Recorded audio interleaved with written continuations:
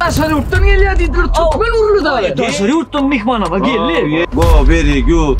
Hem vereyim adiyan hem Şu. Başlık nereye çuvat? Huang rikine hilek. Asmang riki. Karanki. Refik yok. Onda var ya. Ne gün yüzüm sonya karakol başlık. Hayran alay balo. Görmeyene göz gel. Yanı durmuş olan yaşları yağmur kayın içinde zart damar.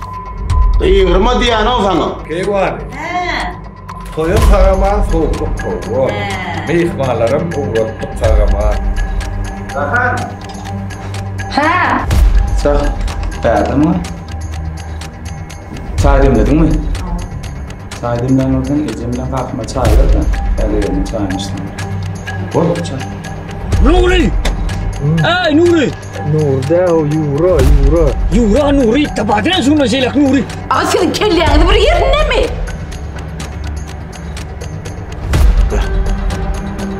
Hem o hıngır edip doğran ağzın pırkıp durdun. İçeceğim.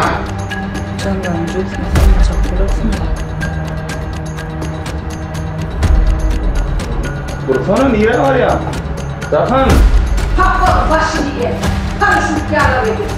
O ne? Ben havalaşacağım. Akşamlar yüzünü arkadaşlar.